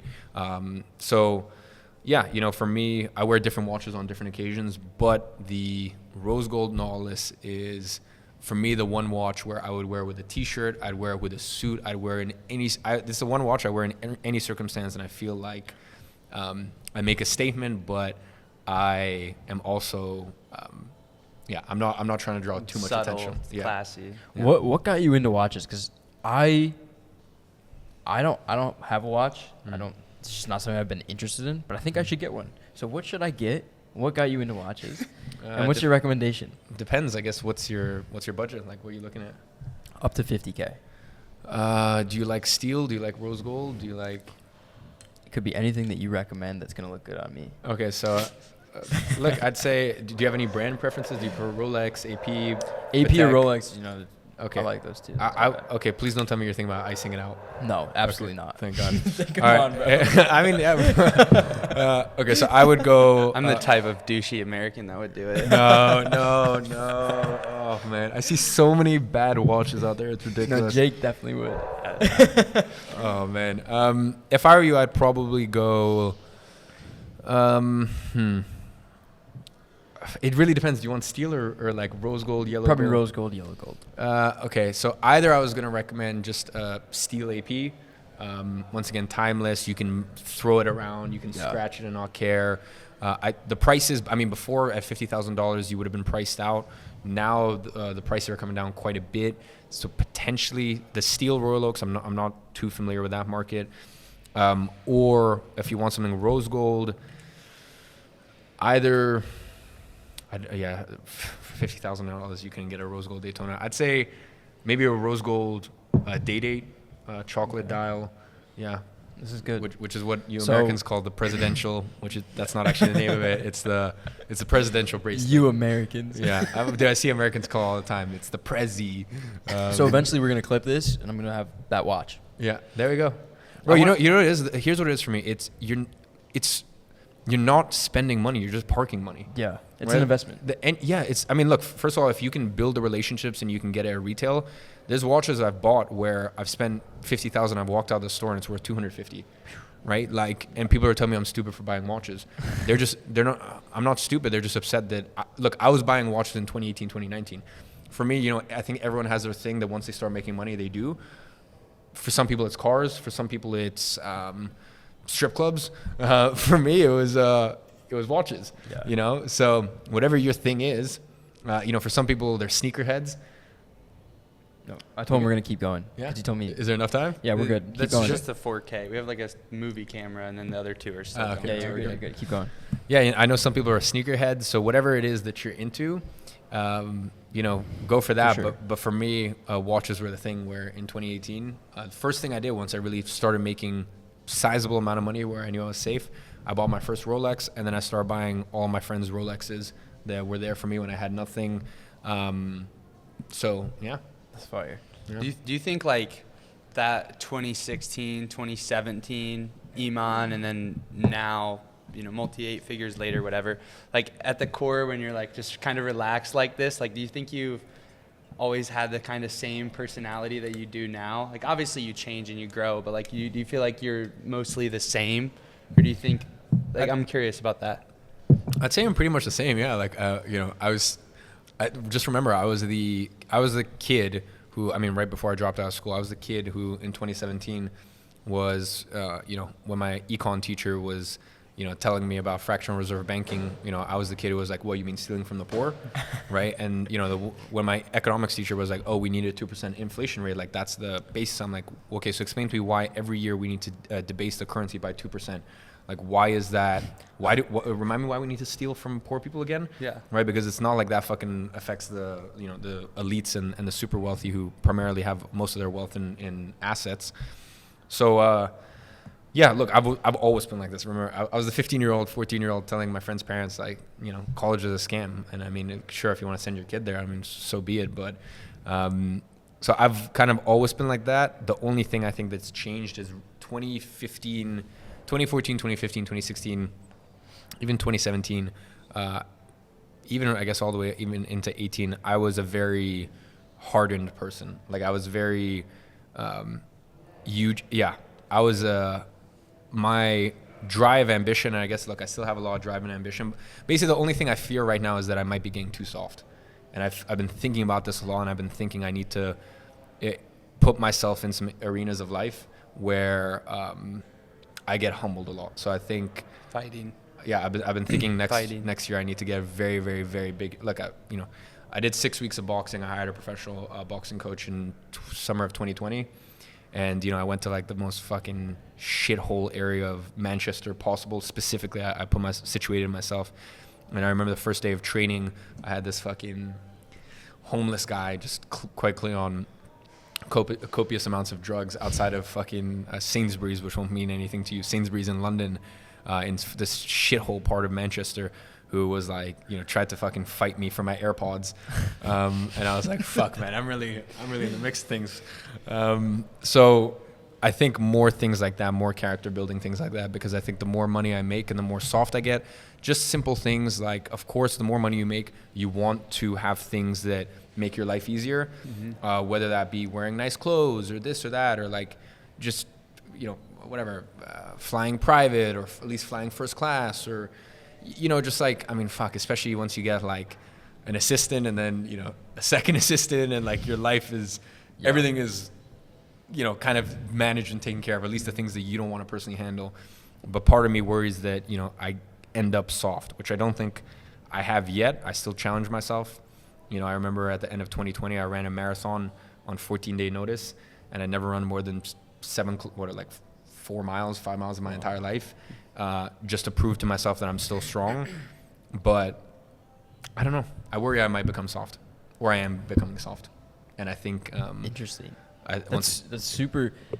It's just, I just feel like there's so many people out here that just like, yeah, I'm good, man. Like I'm chilling and whatever, and they don't have that self-awareness to look at themselves and kind of dissect where they're at and then make a change because they feel there's a problem.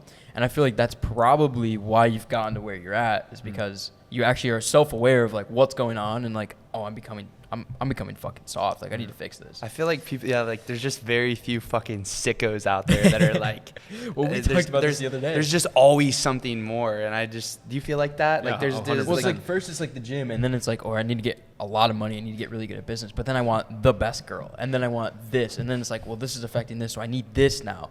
And you just kind of like start collecting the chips of every piece. There's so few people that like just embody that fully, and it's dope to see. Because I don't know anyone else that's like, I don't know. I feel like the multi 8-figure guys are like golfing or chilling, and it's just like, dude, what the fuck? Like that. But I just think certain people are wired differently, and I do understand it. I do understand some people make their money and they want to fuck off and live the life that they do. But I think I think if you're ultra masculine, which I think all three of us definitely embody, it's not about the reward, right? It's about the fight and the struggle to get there, and I think that's why for me, I think I need to. It's a tough situation because the thing is, in life, validation does so much for a person, and I'm in a situation where I make money, so I have the validation of being able to walk into any store and quite literally buy anything I want, and I don't need to look at the price tag ever. So I get the validation from making money. Then I'm the idiot who gets to go on podcasts and get validation for how much money I make. Right, so I'm getting the validation of making money, as in the actual tangible results. I get the validation of talking about how much money I make, and then I go on fucking Instagram. I get the validation of course. Look, let's be honest. A lot of what we do in life, past a certain, hey, just protect, take care of us, take care of our mom, whatever your reason is. A lot of it is then to have, a good dating life, right? So then I go on fucking Instagram and I get my ego stroked there. So I guess for me. And my team is very good at. My team pushes back on me, and I always encourage them to do it. And the people close to me, I don't have any yes men or people in my echo chamber. But at the end of the day, like I look at myself and I'm like, I still try to put myself in these situations. For example, the other day a couple months ago, I was playing with my friend. We were playing chess every single game. I beat him. We were playing tennis, and every single game he fucking whooped my ass. And I'm so competitive we grade on each other a lot. Like, he was dogging me so hard, and you're just fucking rinsing me. And he's like, oh, let's play for money. I'm like, bro, I'm not going to fucking take a bet. I know I'm going to lose and all this stuff. And he's just like flaming me. So I got back to Dubai and I hired the best tennis coach I found. And we're playing in January. We're playing in January for $50,000. I'm like, fuck you in January. Cause when I say he's magnitudes better than me. Right. So I'm like, fuck you. Give me 3 months. Right. So I still have that spirit inside of me. And I still try to put myself in those situations where I feel like a loser and I feel like, fuck, you're really bad at this and you got to work on this. But I think there's nothing, and I experienced that in that 6 weeks boxing in Manchester, but I think I need that every single day in my life. And I need, I fear me becoming soft, and I've seen a lot of people that happen to, and I think there's no better way to mitigate against that than just getting your fucking face just gnawed in, just punched in. So I think it's been one of my favorite things I've done. It's start doing that, and we're about to go back. Yeah, this winter. Taking a couple of months off to work this summer. What would you guys recommend? I think MMA is definitely wrestling. Yeah, wrestling for sure. Yeah. Well, where I'm from in the world, that would make sense. Yeah. Yes. Yeah. It would. Yeah. So yeah, definitely wrestling, and then but MMA wrestling combined. Yeah. I think that's like Muay Thai and wrestling, basically. Like, yep. You fuck people up. Okay. I want to touch on another point. You mentioned fractional reserve banking and all that stuff, and this is a question that I wrote down, and it's about where you think the current financial system is going, what you think's happening. Because I have my beliefs, I have my theories, digital currency, whatever. But what do you think is going to happen over the next 5 years? Because clearly something's happening. Clearly something's breaking in the financial system right now with all the currency printing, the fiat, whatever. And we can see it. We see it in Europe. We see it here and all that. So what do you think is going to happen? So, look, obviously central bank digital currencies are going to roll out. Yep. And that's just another way for them to basically decide, oh, you said this thing on Instagram. Okay. That's going to affect your meta bucks have been deducted. Pretty much. So, it's a very scary, or even, obviously what they did in 2020 with these, stimulus packages, a lot of people saved those. And it's a very scary thought when you have programmable money directly from the government, where it's like, hey, we'll give this to you, but you have to spend it within 60 days, or that way it's gone. So it's a very sort of scary time that we're living in. Of course, the central bank digital currencies are going to be rolling out, and they've already done that. I mean, first of all, China's that's been in place for a few years now. It's the end of America's time, and it's funny I say that just as the U.S. dollar is on an absolute fucking tear, and for example, the pound is just getting I think it's very temporary. Wrecked. It is, 100% is very temporary, and it's very interesting. Look, at the end of the day, the U.S. is coming to the end as the world's powerhouse and the world's leader. It had its time, and I think Ray Dalio basically summarized it perfectly. He has a book called Changing World Order. Would definitely recommend everyone to read it. So I think basically the U.S. has an extra 10, 20 years, and then it's fucked. It's China's time. Do you think Dubai has that kind of, because I know, do you think it has that kind of potential, like the Middle East? No, because I don't think it's big enough. No, here's what it is. The size of a country is basically determined by the size of its army, right? Like the U.S. dollar isn't backed by anything except for the U.S. army. Yeah. Right? Like it's not, the U.S. dollar has no value. It hasn't had any value since 1971. Yep. The only value it has is if you look at situations, for example, like Syria, the only value is, hey, if you try to go off the U.S. dollar, then we're going to bring peace to your country. Right, which obviously has nothing to do with bringing peace, but the U.S.'s own interests. So carpet bombing. so yeah, it's interesting time. I think the UAE and I think the Middle East. There's a lot of money flowing there. There's going to be more money that continues to flow there, and I think it's gonna become the new Switzerland, where they're very neutral, and it's a very good place to live if you have money. Like the Switzerland used to be, and not so much anymore. And you even look at it, the way the UAE is with everything that happened in Russia, Ukraine. They were very welcoming to Russians. So yeah, I think, look, as a not civilization, but like as a country is sort of on its tail end and coming towards the end of its dominance. For me personally, I wouldn't want to have my money there. I wouldn't want to have my base there. So that's what I see for the U.S. in the next 10, 20 years. It's interesting. I could definitely see that playing out. And I think maybe the UAE or whatever becomes that sort of sovereign safe haven where you can go and you can park your money and live a good life and have a family, whatever. It just scares me because I feel like if the U.S. goes down, then you can pretty much write off Europe. In my opinion, basically you're gonna be left with China. I don't think China is a place that anyone wants to live in at all. Unless you just have zero taste, or I don't know. It just seems like a shitty culture to me. Yeah, you definitely you just very don't tyrannical. You don't want to live in China, and I think that if to me it's just scary because to me I feel like if the U.S. goes down, everywhere else is gonna kind of follow. That's how I feel about it. Even though I completely abhorrently disagree with a lot of the bullshit that we have done as a government in the Middle East, I feel like it still is kind of that last little peacekeeper for humans actually making their own decisions and not just being slave bots. I don't know. I think Russia is going to be an interesting place over the space of the next. You're Russian, right? Originally Russian. Cool. Yeah. Originally Russian, from a place in Russia called Dagestan. Near the south. That's where Khabib's from. Yeah. Okay. That's why you mentioned the wrestling, really. Yeah. So I don't know. I think Russia's. People are gonna fucking hate me for this, but I'm a big fan of Putin, and he's very.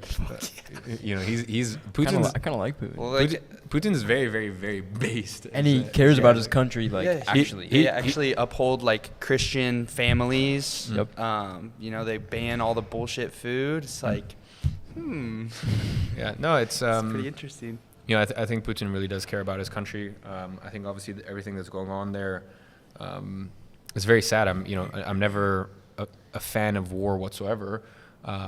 It's not a good thing to happen, but NATO doing what they did in Ukraine to me is if I don't know, maybe something like China and Mexico formed an alliance, and then China decided to put its missiles and its weapons, in Mexico, and U.S. goes, hey, I'm not okay with that. Yeah. Right. That's what happened in the Cuban Missile Crisis. Yep, pretty much. Exactly. So to me, once again, that's just another perfect example of like U.S. propaganda. It's fucking ridiculous. So, and by the way, it's not like this is the first broken promise. And by the way, I'm not saying this because I'm Russian. I don't hold a Russian passport. I never call myself Russian. I couldn't give less of a shit, right? Like I don't think any of us give a shit. We just want to actually live in like a world that's normal, that is ruled by logic and order. Yeah, and most people are not willing to, either commit they were wrong enough times to arrive at that point. Yeah, pretty much. So, look, I think a lot of the stuff, Russia. Yeah, obviously Russia has its issues. Here's what it is: it's Russia has its issues in the same way America has its issues, but at least Russia doesn't lie about its issues, right? Like at least the thing that's, I guess this kind of parlays into like why I have an issue with America, because like people are like still think it's the land of the free, and I understand, in our world at least no one actually thinks that, but a lot of America actually believes like we live in a bubble. We're just, we're right, and at least like I feel like the thing is, it's one of the reasons why like it's funny, even the whole C-19 stuff happened. I called my mom, and I was in Cape Town at the time, and I called her, and I'm like, oh, like, how you feeling about all this stuff? And she was like, I don't understand. It's just the flu, right? And she's like, because the thing is, my mom grew up as the youngest of seven in the Soviet Union, Mm-hmm. so she understands what government propaganda looks like, and she understands our government will always lie to us. No matter how good a government is, they will always find a way to twist the truth, Mm-hmm. right? So at least like I feel as though Eastern Europeans are wise to it, right? Mm-hmm. Like they understand, they always have some sort of apprehension around, what the government is feeding to them. Whereas Americans are like, just lap it up. They're like, yes, CNN, like, cool. And then I get labeled the extremist for not following along with that. And it's funny because us, like, the people who, obviously you don't live here, but like the circle, space, whatever that we all kind of reside in, like, we're all utilizing America to the max. Like the benefit to me of America is the fact that it's an economy, and it's the biggest one with the biggest gulp drinks, and people want to buy everything. Like that's American is an economy at this point, and all the people who are leveraging it the most see it for what it is at its worst, which is really hilarious. I don't know. What do you think happens when the U.S. dollar crashes? What reserve currency is it? Is it Chinese? Is it probably not Russian, or is it like some different world reserve currency from the IMF or the World Bank or something crazy? The Gentlemen's Croquet Club. They're the only ones left. I don't know. Honestly, dude, I don't know. Like, I don't know if one comes around that's actually backed by gold again. I can't tell you because it's, we'll see. We'll see. It's a shit show. We'll see because it's a shit show, and I'm always in two minds because I'm like, have they planned that far ahead? Because it's very clear that they want the collapse of the U.S. Yep. But I don't know, is that on purpose or is that a plan always a question that's backfired? It's always a question I have. Is it done on purpose or is it just incompetence? Mm-hmm. Like, I think it's a mix of both. I think they fake the aliens. It's like 2 years. We don't even have to worry about it. Yeah, I think this has been really good so far. We have one of our cameras that's turned off because we went over the time limit. Logan, do you have anything else you want to ask while we're here? I have one more question, and it's esoteric. You probably are like, where did you even get this from? I want to hear about your ayahuasca experience. Sure. Could you tell us, like, what was that like for you? What were your big takeaways? Did you enjoy it? Look, I think if you're open to psychedelics, you'll know when the time is right. Like I also bear in mind, I think I did LSD for the first time when I was 14 years old. Wow. So like, yeah, I did LSD for the first time when I was 14. Wasn't expecting that. I did shrooms at 16. I think 15 is when I did coke and MD. What got you into, like, why'd you decide to do LSD at 14? I don't know, actually. Like, I wish I could tell you. I don't know, but I remember ordering it on the dark web and it arriving to the house and like paying with Bitcoin and all that stuff. Yeah, I don't know what it was, but I think as well, like that was a very good experience doing drugs early on. Like I've done every single drug under the sun by the time I was 17. And for me, that's good because I've experienced what it's like, and I just kind of got off my system, right? So, reason I say that is because I've always been open to psychedelics as a whole.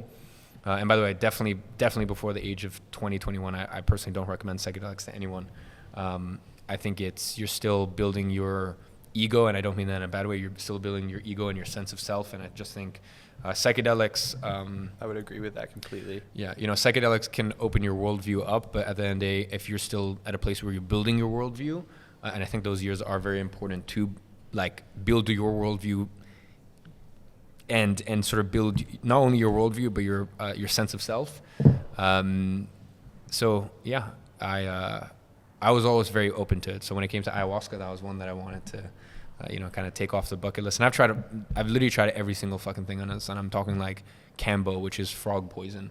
Like I've had fucking, I'll show you the photo. Like I had like 7 things of like circles of like frog poison burnt into my skin.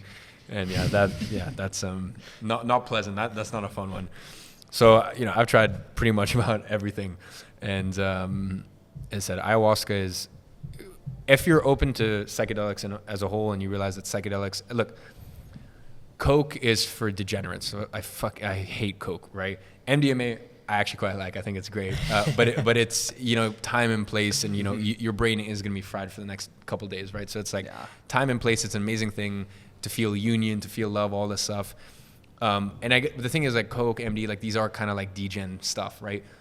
You don't do psychedelics to have a great time, to have a blast, right? Like it's a tool. Mm-hmm. It's more spiritual. Yeah. So, as long as people look into it and don't think that, psychedelics is for degenerates, as long as they're open to it, then I feel as though for every person, they'll know when the time is right, and they'll know, as long as they're open to it, they'll know when intuitively it feels right. So that's why for me, I haven't done psychedelics in a little while, probably a couple of years. Yeah. Because right now I know what I need to do, and there's not too much soul searching for the time being I need to do.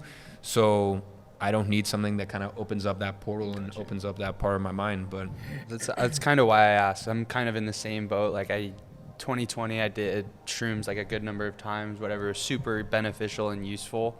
And then just kind of got over it. But I was really interested about ayahuasca because I feel like everybody, like all the ayahuasca people that I see, to me, they just like repetitively become like this fucking detached, like love hippie. And like they just don't, especially if you're a guy, like they don't accomplish anything. You're like one of the few people I know that like actually go and do shit. You know what I mean? Yeah, 100%. So basically, I did end up doing ayahuasca. It was an invite-only place, and it was actually one of my agency clients that invited me. So there were a couple billionaires there. Everyone was all very wealthy, and the reason why is because everyone could relate to everyone, right? Because the thing is, yes, if you're with like a fucking, someone who works at Wendy's, not in a degrading way, but like someone who works at Wendy's or any sort of job, like that life, of course, has its own pressures, but not like the pressures of having 50 people. It's just different. It's very, very different. So, for that reason, it was. I ended up going to the right place, which was very good. I would recommend it to you because I don't think you're going to go off the rails, but also pick the right time and place, pick the right group you're going with. And I think the main thing about ayahuasca that's nice, I did 3 times in 4 nights, is you do I forget the actual name of it, but you have to do, basically a cleanse 14 days prior. Right, so you do the cleanse 14 days prior, and you do ayahuasca, and it's with a shaman, and hopefully you have a very good shaman. And there's a lot of integration that happens, right? Because the thing is, a lot of times people will do shrooms, and by the way, sometimes I'll do shrooms with my friends, and I'm just there to have fun, right? But sometimes, if I'm doing shrooms or LSD on my own, I'm setting an intention. Yeah, that's how I always did. So I think the good thing is with ayahuasca is you really get to set an intention over the few days, which is nice. So I'd recommend it to people if it calls to you. Very cool. Interesting. And another question on drugs. Do you take anything to work? Like, you taking Adderall, modafinil, anything? Look. I mean, there's a lot of things out there. Even Coke. Like, I've said this. I wish I liked Coke because I would be a perfect cokehead. Like, bro, I've got plenty of money. Especially when I'm dressed like a little bit more London, a little less LA, like I am now. I mean, even now I probably look like a cokehead, right? Like, I would be the perfect cokehead, but I hate it. Like, it just makes me feel like I've had like 7 coffees and on edge, and like not in a good way. Like MDMA is like you're on drugs, but like in a good way. Like everything's warm and fuzzy. So, for example, that's one. Another one is modafinil. Yep. I wish I liked modafinil. For me, modafinil just makes me feel anxious. I don't ever really get anxiety or, like feel really on edge. Like I have a very good ability to manage my stress and maintain homeostasis. But when I take modafinil, like I've tried it like, maybe 5-6 times because I really wanted to make it work, but, like, I don't know. I mean, I've taken Ritalin, but that was with like some fucking girl, cause I never tried it, but like I want to try everything. So that was with some girl. That was an interesting night. So I don't know. It's, none of those like sort of smart drugs. Last question I have before we wrap this up here, and I know you have a bunch of stuff to do, but like, so if it's because I've, especially too now meeting you in person and like having this banter, if it's an electric Friday night, you're in London or you're in fucking Cape Town, like, what you vodka guy? Like, what's that look like? Oh, drinks wise. Yeah. Look, so here's what it is. If I'm going to, so usually what happens is obviously we'll be at a restaurant or bar or like something before, I have a night out with friends or something like that. So always espresso martini, because usually Tasteful, extremely to tasteful. Start, because usually I'm a bit of like a fucking grumpy cunt when I show up at a place, because I've been working before that, or had meetings or whatever. So espresso martini to wake me up. Cool. If I know that my friends are gonna try to get me to go out, but I don't want to go out, like I'm 100% sure fucking the girls are trying to get me to go out, the guys, all this stuff, then I will do a bottle of red wine. Because once I have red wine, that's it. Like, you're not getting me to go out. If I don't know where the night is gonna go, then I'll do white wine and just kind of see based on that. Or if I know it's gonna be a heavy night, like I already know ahead of time, then vodka on the rocks. And that's it. Like I could do 10 double vodkas on the ice over the space of the night. And next morning, all my friends fucking hate me, because the next morning I'll wake up, You're fine. absolutely fine, no hangover. People get straight talked to work. about there's like a difference in alcohol in Europe versus America. Do you see a difference? I don't know. I wouldn't assume so, to be honest. I guess it depends where it's imported from and the quality of alcohol. Yeah, I don't know. you're It's drinking. just something that's been talked about that I've seen a lot of, like, Americans that have traveled to Europe, and it's like, dude, there's no hangovers here. Like, it's just different. I don't know. You know what it is? I don't think it's so much that. I just think you guys put way more fucking sugar. The hangovers don't come from The hangover is probably. from the food. like Probably. the hangovers from the food and the sugars that you guys have, and you guys always want to fucking mix stuff, like in the UK or like you guys are first question here is, oh, what mixer? Nothing, bro. Just give me some fucking ice. Jesus. Anyways, you Americans are fucking obsessed with your mixers. So in Europe, like, it's like maybe not even mixers, but it's like, I don't know, like a tonic, right? Okay. Like a tonic, or like just soda. Like most people just have like yeah. soda and gin, or You don't soda want and Orange vodka. Crush? No, bro, like we don't fucking want, a cherry Pepsi, or what is, do they even make those? Or Yeah, I think they do. they're like, what's some cherry drink? I don't know. None of your It's fucking like cherry mixes. Coke or Yeah, whatever. cherry Coke, whatever good fucking with that. crazy shit you We've guys got all put in your kinds drinks. of weird shit over Yeah, here. yeah. Like in Europe, it's just more normal to just drink the alcohol. We're not trying to make it taste good. We're not trying to fucking, put like fucking umbrellas on it and all this weird shit that you guys do. I'm super fond of your American This racism. is great. Oh, you know what's interesting? I noticed you don't really have much of an accent. Bro, I have an American accent, unfortunately, which sucks considering how much I hate it. Like, Where'd so- that come from? So basically, it's probably just fucking God playing tricks with me. So what happened was, when I moved from Russia to UK, I had like 4 or 5 months before school started, and I knew absolutely zero English. So I needed to learn English, and I needed to learn English quick. So what did I do? I turned on the TV, and what's the first thing I see? Fucking Sweet Life of Zach and Cody, right? So Wait, bro, you're our age, right? How old are you? I'm 20. You're I'm 20? a 2000 baby. You're 20? How old do you think I was? I thought 22. Oh, sorry, not 20. 22. Yeah, I'm Okay. 22. sorry, I mixed up with 2000. Like, no, what's no, your- no, when's I'm your 22. 2000. But when's your, like, month? January. Okay, gotcha. So you're almost 23. Yeah. Dude, you just... Yeah, sorry, not 20. I'm a 2000 I baby. thought you were like 22, 23, because we're Yeah, both 22. 23. Yeah, 22. Okay. So I'm a 2000 baby. So January 2000. So yeah, 22. So yeah, when I fucking moved to UK, because I came from 9 black and white channels in Russia, I went from black and white channels in Russia. You say that on like a lot of podcasts. Yeah. What is it? The number is 990, right? So 999 in the UK, right? So obviously, like, I'm freaking out because I've got all these colored, like, I'm seeing colored TV for the first time. So it's fucking, like, it's super trippy. So I've got stuff like, Sweet Life of Zach and Cody. I've got that one. What are the two brothers? One of them was a pedophile.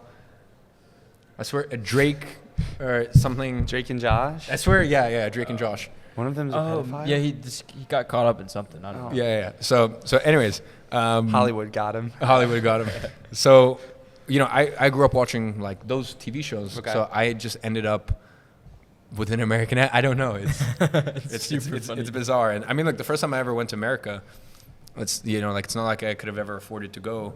I think going to America for people in Europe is almost like the way you guys, well, it's the same way that how you guys view It's like a going to fucking Europe. amusement park over here.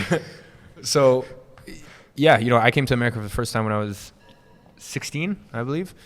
So, yeah, it was very funny growing up with a bit of an American twang. We got to take you to Ocean Drive. What's that? It's just like the ratchet part of South Beach. You'll develop a South Beach mindset. Alright. Just say that. We'll leave it at that. Fucking why not? You know, I'll bring my boombox. Yeah, gonna- you fit right in. You fit right in. Oh, man. But I always think about that, like, when we're out there and you've got people fucking, like, twerking on top of cars and shit.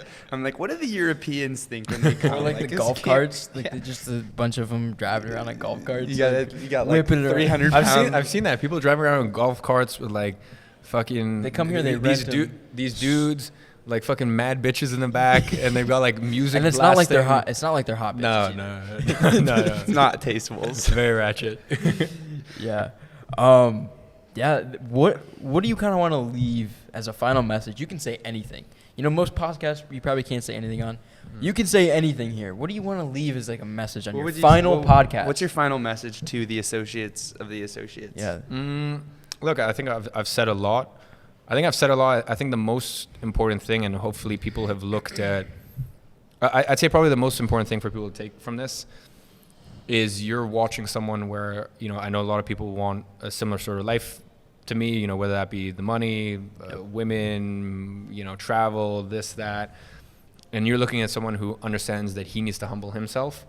And I'd say that's probably the biggest thing, because I think on Twitter, you also grow depending on how much you flex. Like, that's one thing I've noticed is, like, Twitter is like, but, like, I like it. Like, I like when I see someone who's braggadocious on Twitter, I'm like, fuck it. Like, I don't know, like, you know, talk your shit, but just as long as you don't fully believe it in a sense, like, as long as you don't let As long as you're having fun with it. yeah, and as long as you don't let that become, you genuinely don't believe, you're not so engulfed in your own sauce. Yeah, you see, like, I did my research. Yeah, oh, okay. Right? So look, as long as you're not so engulfed in that you genuinely believe that you're this Messiah, that you're God, right? And I think, as I said, the reason that I'm standing and a lot of people aren't, and the reason that I feel as though I'm pretty confident in my trajectory in life is because I'm always looking at myself. I'm like, dude, you got to humble yourself. And it's something I got to fucking work on. Because there's another level. It's Every level has another one. It's another level, and it's also just understanding, you know, pride always comes before the fall. Yep. Right. So I think especially a lot of your audience, at least from what I've gathered, you know, they believe in their own sauce in a good way, because I believe everyone should. But as long as you still understand that it's equally important to humble yourself and put yourself in situations where, you know, your ego is humbled. So love that. Amazing. Well, this has been a great pod. Guys, Episode 13 done. Thank you for coming on, man. This is Thanks great. for having me. yeah, guys. this was a I had a lot of pleasure. fun. Go check out Iman's YouTube channel. Links in description. Anywhere else you want to send them? Go peep his I IG. His don't- IG's pretty fire. I don't know. If they want to find me, they'll find me. Yeah, you'll find For sure. him. And you can find us IG, TikTok, whatever. All the clips are up there. I will say, if you're watching this now and you're here, this will probably be the last time you can get your hands on one of these guys. So you can check out, link in the description. Yes. Cop a Goated with the Sauce tee, and then humble yourself. And after. go fight for us in the TikTok comments, because the TikTokers are Nah, gonna fuck hate the this one. TikTokers. They They're can gonna take a hate lap. this episode. I love that too. I know. Yeah, episode 13 is